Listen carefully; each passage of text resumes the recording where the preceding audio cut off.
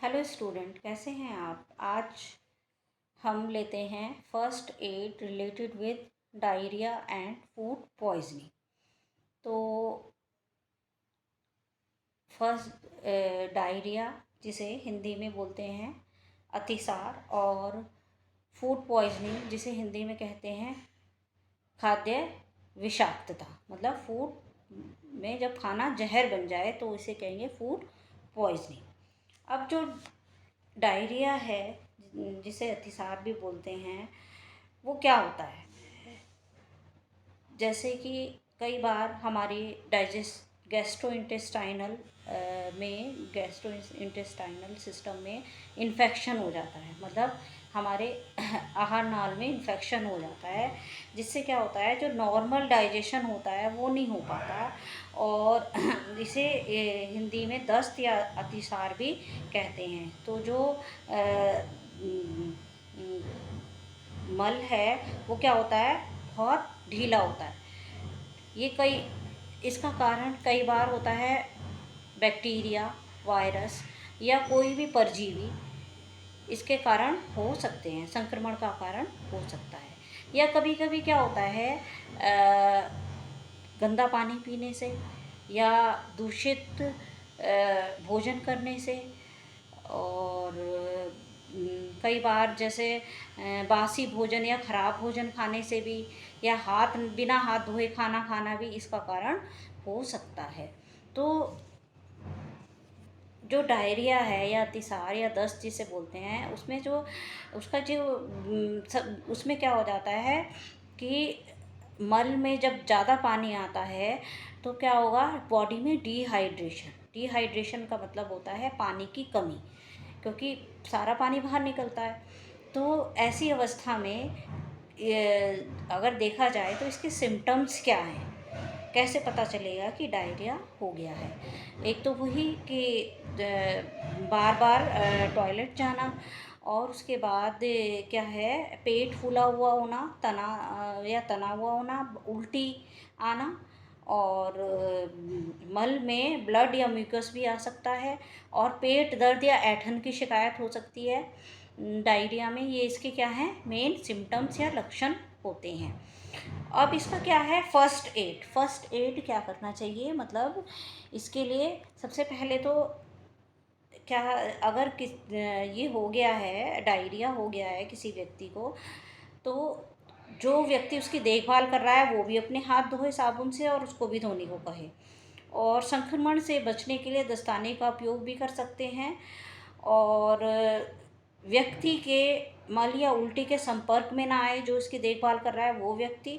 और डिहाइड्रेशन को रोकने के लिए ज़्यादा से ज़्यादा पानी दें, तरल दें, लिक्विड चीज़ें दें। और एक ORS, ओरल रिहाइड्रेशन सॉल्यूशन, जिसे शॉर्ट फॉर्म है ORS, है ना, इसका घोल का पैकेट आता है।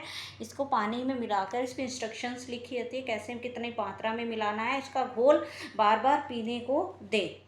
और अगर बच्चा है, 2 साल से कम उम्र के बच्चों को 1/4 से आधे कप, यानी कि 100 से 50 ml पानी हर बार दें।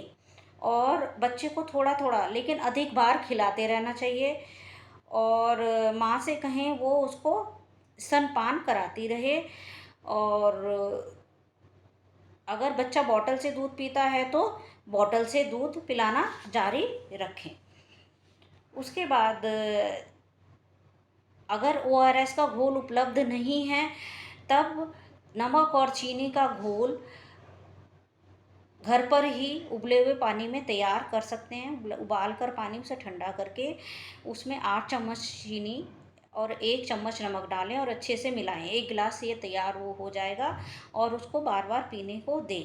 और ऐसी कंडीशन में जो पानी होता है उसको उबाल कर ठंडा कर लें, और उस पानी को ही पीने के यूज़ में करें। और अगर छोटा बच्चा है, बॉटल से दूध पीता है, तो उसकी बॉटल को बार बार उबालें, है ना। और दही भी दे सकते हैं। और खाने में बिना मिर्च मसालों का होना चाहिए। घुली हुई मूंग की दाल की खिचड़ी या केला आदि खाने को दें। और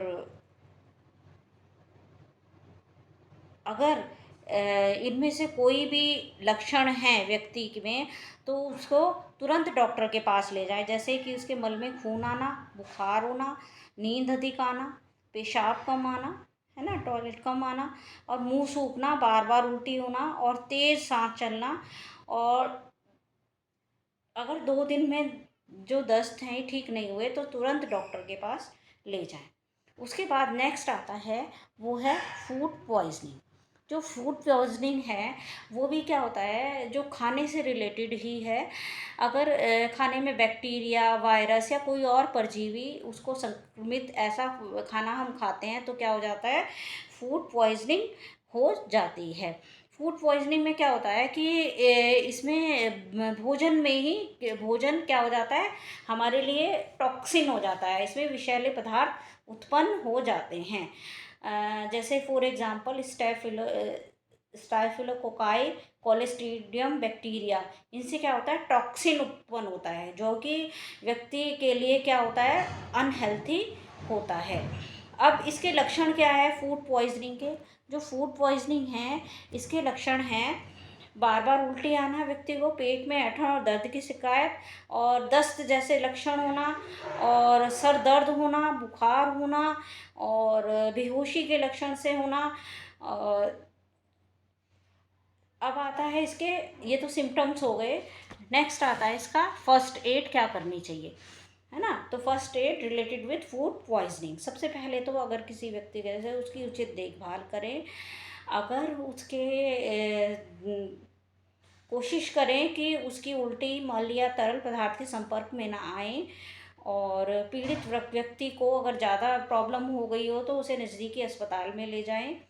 और यदि इसकी ले जाने से पहले सांस लेने में दिक्कत है या बंसी हो रही है तो सीपीआर प्रारंभ करें, है ना। और अगर निम्न में से कोई लक्षण है तो बिल्कुल, यानी कि ये समझ लीजिए कंडीशन बहुत सीरियस है, जैसे मल में खून आना, बुखार आना, है ना, नींद आना, वो उसी तरह के लक्षण जैसे कि हमने डायरिया में बताए थे, मुंह सूखना, तेज सांस आना, है ना। अगर 2-3 दिन में ये चीज़ें ठीक नहीं होती तो इसे क्या करना है कि इसको डॉक्टर के पास ले जाना है।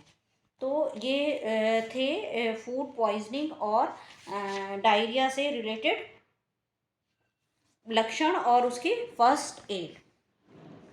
तो thank you so much students.